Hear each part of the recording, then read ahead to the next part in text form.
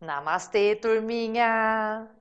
Como nós vimos nos vídeos anteriores, as fake news ou as notícias falsas causam uma indignação na gente, vem aquela sensação de ai! Gente, muitas pessoas falam pra mim assim: ai, Pazu, que raiva! Eu não quero sentir essa raiva. A raiva é uma emoção desagradável. Pra que veio isso? Como eu faço pra evitar que a raiva venha? É muito ruim sentir raiva. Vocês já passaram por isso?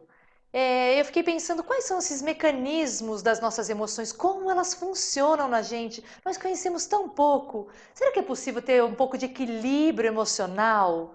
Então, para isso, eu convidei a Mariana Brasil, que ela é terapeuta e ela também é professora do curso Cultivando o Equilíbrio Emocional, para conversar com a gente. Então, né, de acordo com os estudos do Paul Ekman, o que a gente chama de emoção é, na verdade, um sistema de avaliação que todo ser humano tem, porque ele evolutivamente ajudou a gente a sobreviver. Ele é um sistema de avaliação muito rápido da nossa realidade que busca o quê? Coisas que são importantes para a nossa sobrevivência. Está sempre ativo. É como se tivesse um radarzinho lá, pim, pim, procurando o que é importante para minha sobrevivência, o que é importante para minha sobrevivência. E conforme a gente encontra coisas que são importantes para nossa sobrevivência, a gente reage a elas muito rapidamente, porque é uma avaliação que não passa pelo racional, é uma avaliação que é feita em milissegundos, né? Enquanto um pensamento racional a gente é em segundos e tal, tem que raciocinar, é milissegundos. Por quê? Porque, vamos dizer assim, estamos lá, todo mundo caçando o homem das cavernas. Eu olho para o lado, ali, vi um tigre dente de sabre, vai pular em mim. Se eu tiver que raciocinar, não, eu acho que aquilo, antigo dente de sabre, era melhor correr, paf, já era, já virei jantar, né? Então, o que acontece? O sistema de avaliação, que é muito rápido, checa, aquilo é uma ameaça. Ligam-se vários sistemas físicos e psicológicos que vão te transformar para poder fazer com que você responda muito rápido aquela ameaça ali, para que você possa sobreviver, para que o grupo possa sobreviver. No caso, em geral, a emoção que vem, a família emocional que vem, a gente vai falar um pouquinho mais das famílias depois, é o medo. É alguma reação da família do medo para você fugir, ou se houver uma avaliação que a fuga não é possível, vem uma emoção da família da raiva, que é para você tratar aquela ameaça como um obstáculo e tirar ela dali para que você possa sobreviver àquela ameaça. Cada família emocional, vamos dizer assim, ajuda a gente a sobreviver em determinadas circunstâncias. Ele vai olhar determinadas circunstâncias para poder dizer, não, isso aqui é importante, isso aqui eu quero longe, isso aqui eu quero perto, isso aqui eu quero mudar. Mas, de acordo com o estudo do Paul Ekman, é isso. E a ideia é que isso foi tão importante para a evolução, porque primatas também têm isso, outros animais também têm isso, né? Mas, por exemplo, em grupamentos humanos. Isso foi tão importante que virou meio que está no nosso hardware. Então, o que são as grandes famílias emocionais, né? São grupos de emoções que todos os seres humanos têm. Então, turminha, a gente pode ver que tem emoções que parecem que são universais, né? Mas será que alegria, tristeza, raiva são percebidas da mesma maneira para sociedades, por exemplo, urbanas, aqui no Brasil, em outros países, com os aborígenes na Austrália, com outros tipos de sociedades? São as mesmas emoções? E a Mariana vai contar para nós, então, como elas funcionam, essas emoções universais. Como nós somos animais sociais, a emoção não funciona só para você, né? É, Quando você sente uma emoção, ela naturalmente e rapidamente se expressa em micro expressões faciais, em expressões corporais. Por quê? Porque é muito interessante, já que nós somos uma raça social, que você sentir, viu uma ameaça. Eu preciso que, é muito interessante evolutivamente que esse sentimento dessa ameaça que eu vi, eu passe rapidamente para as pessoas sem precisar falar.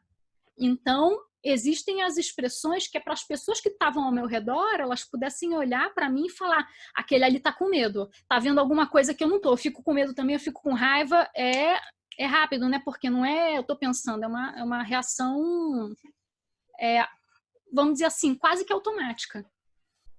Então, gente, a Mariana nos ajuda a entender que as emoções são rápidas, nos ajudam a sobreviver. Milissegundos e você já foi dominado por aquela emoção. E eu comentei também que as fake news trabalham, para não dizer que manipulam, já sabem que emoções vão trabalhar com a gente, principalmente com a raiva e com o medo. Então eu pedi para a Mariana explicar como funciona, qual é o gatilho e como é que essa emoção da raiva e do medo funcionam em nós. Vamos falar então, a família da raiva, né? Ela serve para quê? A raiva é um trator, ela é um removedor de obstáculo. Você tem algo que você quer, só que você percebeu nesse sistema automático que alguma coisa está te impedindo de conseguir aquilo que você quer. Tem um bloqueio ali. A raiva vem para que você consiga remover aquele bloqueio, tirar aquilo da frente, e daí você consegue obter o prêmio, né? O tesouro, que é aquilo que você quer. A raiva tirou o obstáculo. As pessoas não se sentem necessariamente ameaçadas pelas mesmas coisas. O que vai fazer com que você se sinta ameaçado por uma coisa ou por outra tem a ver com o nosso histórico de vida, com aquilo que você aprendeu que era ameaçador para você por causa das suas experiências de vida e com o que eu aprendi que era ameaçador para mim pelas minhas experiências de vida. É claro que vai ter muita coisa que é muito parecido, até mesmo que é igual, mas a gente pode ter gatilhos muito particulares, por exemplo. Qualquer emoção que seja muito forte pode colocar a gente no que a gente chama de período refratário. O que é o período refratário? Ele é, vamos dizer assim, um pós-emoção, uma ressaca, onde fiquei tensa, fiquei irritada, e nesse período de tempo, que varia de emoção para emoção, é muito mais fácil eu, por exemplo, voltar a ter emoções de raiva. Precisa de muito menos coisa para eu ter raiva de novo, porque eu já fiquei estressado daquilo lá que aconteceu. Então, é importante a gente identificar também, não só os nossos gatilhos, que é o que faz a gente ter raiva, mas assim, eu estou no período refratário agora. Fiquei muito estressada, fiquei muito nervosa, qualquer coisa está me irritando, qualquer coisa eu já viro, destruo tudo, pé na porta, tapa na cara. A pessoa fala, oi, oi, por quê? Bom dia, por quê? Entendeu? Então, gente, como é importante a gente perceber que a gente está nesse período refratário, ou seja, esse período após uma emoção intensa ter chegado até a gente. Por exemplo, a raiva. E a gente viu que as fake news também trabalham muito manipulando uma emoção para que chegue até a gente chamada medo. Quem já não ficou com medo ao ler uma notícia que no final era mentira, mas você não sabia, você ficou, meu Deus, e agora o que eu vou fazer? Então, a Mariana vai contar para nós agora como é que funciona a emoção medo. A família do medo funciona da seguinte forma, né? São grupos de emoções que mostram pra gente assim, ó, essa situação aqui é perigosa para mim. É perigosa para minha integridade física, psicológica, tem uma sensação de morte envolvida, alguma coisa vai me machucar, vai me ferir, e eu não consigo remover isso aí não. Então, eu vou fugir. É o nosso impulso de fuga. Se a raiva é impulso de luta, o medo é impulso de fuga. Turminha, já entendemos bem como é que funcionam pelo menos o medo e a raiva e como é que a gente pode reagir quando a gente perceber que uma emoção chamada desagradável chegou até a gente. A raiva veio. O que é a raiva? É um removedor de obstáculo, certo? Ela veio para me ajudar. Agora, o que é o obstáculo? Eu vi corretamente o que era o obstáculo, né? Eu removi esse obstáculo de uma maneira que realmente me ajudou, que não me causou dano depois, que não foi problemático de alguma forma para mim depois.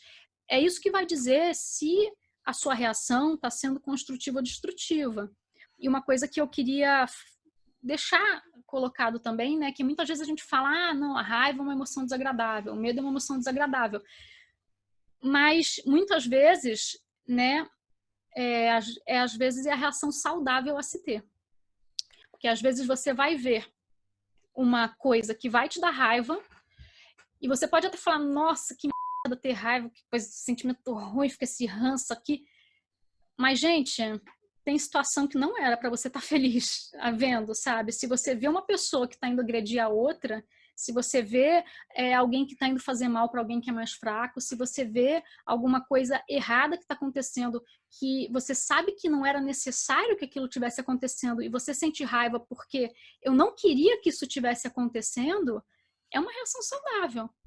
Então, turminha, agora que nós conhecemos os mecanismos da raiva e do medo e também esse período refratário, o gatilho, né? Eu pergunto para Mariana como é que a gente pode reagir com relação àqueles familiares, amigos e pessoas em geral que nós conhecemos que continuam postando as notícias falsas. Veja só o que a Mariana nos orienta. Não dá para mudar a ideia da pessoa, é uma coisa que não dá para remover. Eu posso ir na postagem dela e falar, olha, isso é mentira e tá aqui tal, tal e tais dados. E aí eu fiz a minha parte. Quem quiser checar, checa, né? Quem quiser olhar aquilo, olha. Eu botei a informação. E quem não quiser, é de novo que nem a pessoa, né? Não tem o que fazer. Porque todos esses casos que a gente está vendo de fake news são muito complicados, porque é justamente essa questão tanto do livre-arbítrio, né, quanto de problemas cognitivos graves que a gente está vendo, dissonância cognitiva grave, de, por algum motivo, aquela pessoa quer viver naquela realidade, né? Então dá para a gente trabalhar por esse lado, a raiva é só uma das ideias, e por outro lado a gente também pode, se não for uma violência com você, trabalhar olhando para aquela pessoa com algum nível de compaixão, né? Mas compaixão no sentido de por que será que essa pessoa está precisando tanto viver numa realidade em que o caixão está sendo enterrado vazio? Será que ela está com medo? Será que ela não quer estar errada? Será que é orgulho? Será que...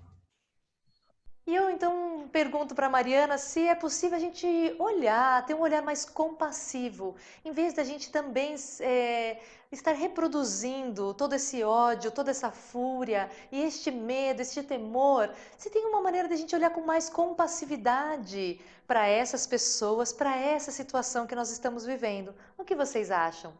Vejam só o que a Mariana vem nos propor.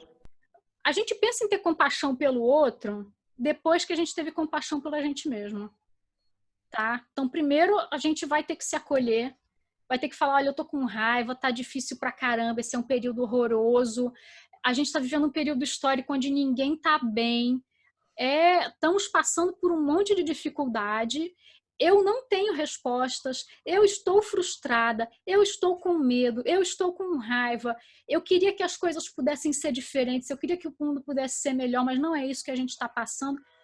Compaixão por você, né? Porque eu acho que é ótimo isso da gente ter compaixão pelo outro, mas muitas vezes a gente, vamos ter compaixão pelo outro para quê? Para a gente ser santos, iluminados, lindos, e você não está nem conseguindo se tratar, se cuidar, se olhar. Então se recolhe, olha para você, né? Porque a gente não vai conseguir mudar o outro. Então talvez pensar o que eu posso fazer por mim, já que isso aqui está me fazendo tão mal, eu não vou conseguir olhar. Será que é melhor eu ver menos?